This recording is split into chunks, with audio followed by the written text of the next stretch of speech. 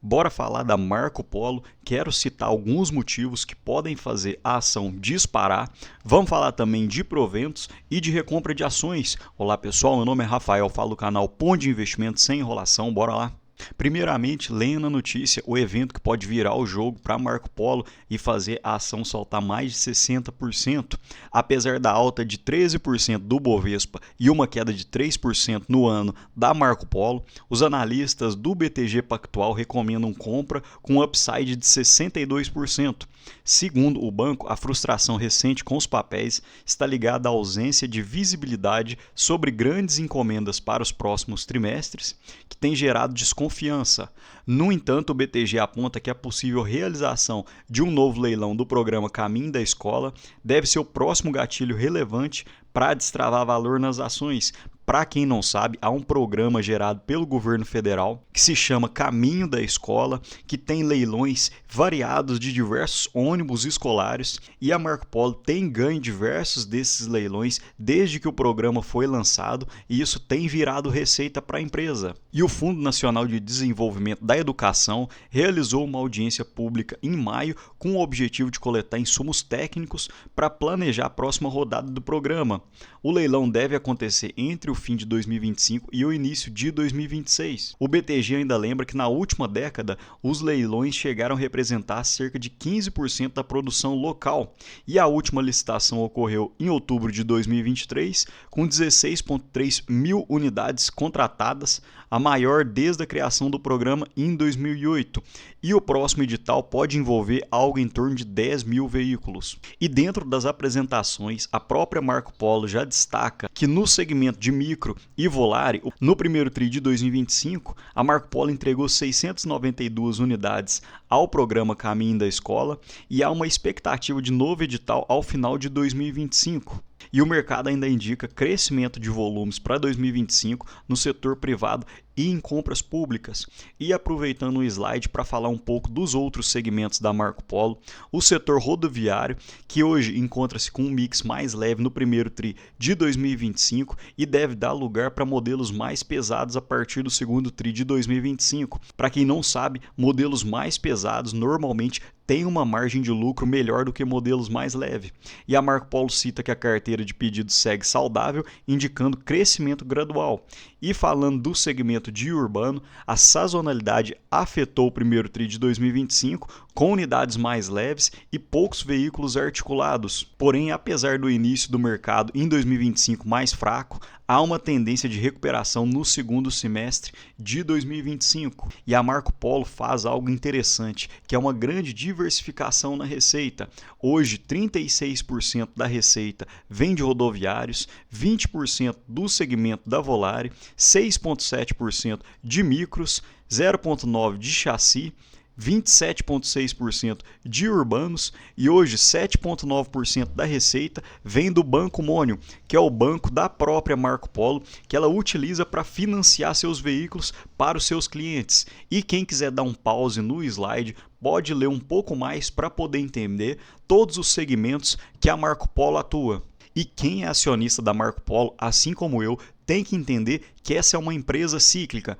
Perceba a produção brasileira entre 2012 e 2024. A idade média da frota brasileira passou de 8 para 10 anos e 11 meses, ou seja, a frota envelheceu. Teoricamente, é para ser trocada no curto prazo. Então, há uma tendência hoje de alta ainda na produção entre os ônibus brasileiros. E percebam a volatilidade, a alta produção entre 2010 e 2014, causado pelas vendas incentivadas pelo menor custo de financiamento.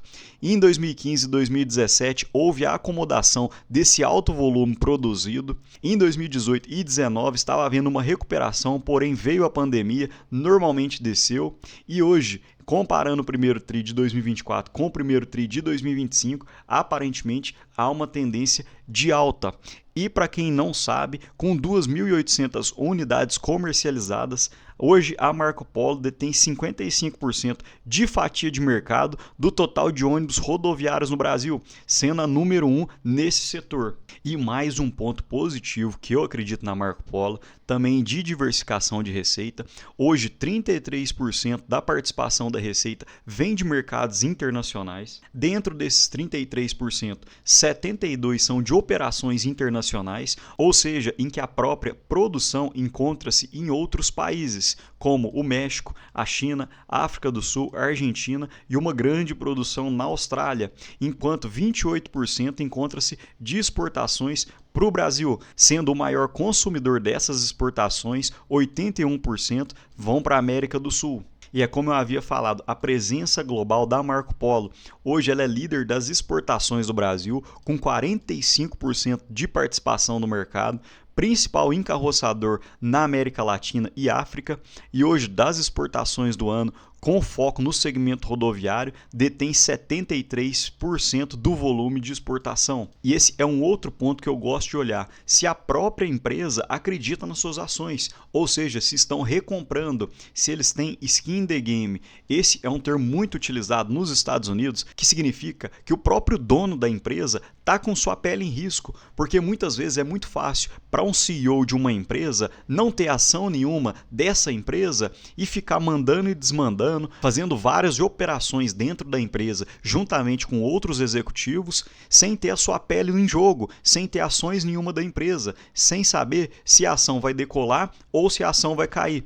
Então perceba que de recompras da própria Marco Polo, desde dezembro não tem feito outras recompras, porém insiders, que seriam executivos, controladores, conselheiros, vêm fazendo diversas aquisições, principalmente nesse preço que estava a 5,60. Percebam que desde janeiro, altas recompras a 5,60, 5,76, 5,42, 6,16. Então, realmente, os executivos da própria empresa hoje estão recomprando as suas ações, acreditando em uma futura valorização. E a Marco Polo também é conhecida pela solidez no pagamento de proventos, sempre fica dentro dessa margem entre 40 a 50 e poucos por cento de payout, e aqui vocês estão vendo o percentual de dividend yield.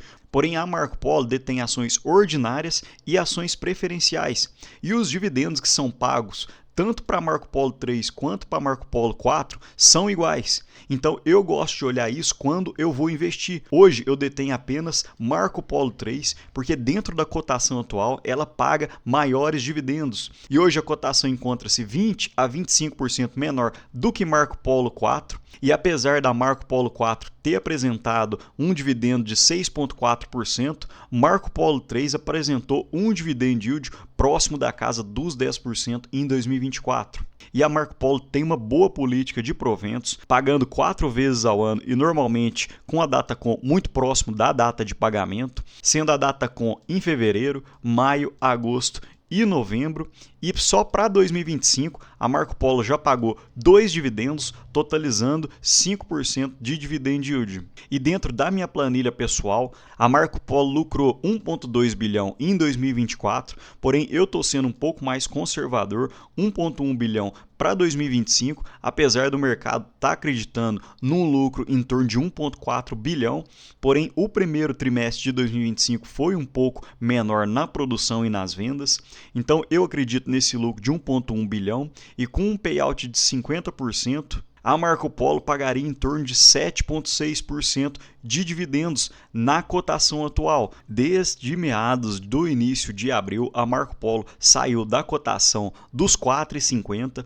e hoje encontra-se em 6,30. Quem me segue aqui no canal sabe que praticamente nas mínimas, no dia 13 de abril, eu fiz um vídeo falando que eu tinha comprado mais ações da Marco Polo. Isso não significa que eu não vou errar, porém desde então houve uma valorização em torno de 35% desde aquela época. Então, após esses aportes na casa dos 4,60, 4,70, não fiz novos aportes, porque dentro da cotação atual há um dividend yield um pouco menor.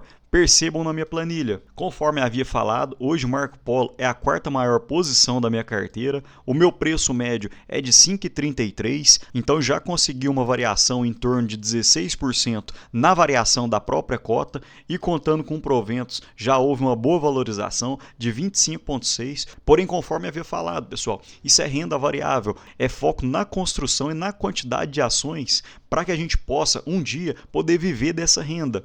E hoje, nessa cotação, esperando um dividend yield na casa de 7,5%, particularmente não tenho feito novas compras. e dentro do meu preço médio, se a Marco Polo pagar em torno de 50 centavos por ação, devo receber um dividend yield na casa de 9,5% a 10%. Então é uma empresa muito boa, muito sólida, está na Bolsa de Valores há muitos anos, então é uma empresa que eu ainda acredito. Porém, como eu havia falado, é uma empresa cíclica. Tome muito cuidado para quem não tem tanto tempo de bolsa, porque empresas cíclicas são muito variáveis. Uma hora sobe, depois despenca e outra hora sobe ainda mais. Então a gente tem que ter cautela e tem que ter estômago para esse tipo de empresa. No mais, pessoal, me conta aqui, vocês gostam desse tipo de vídeo que são de empresas um pouco fora do radar dos analistas? No mais, deixa um ótimo dia para vocês e um abraço.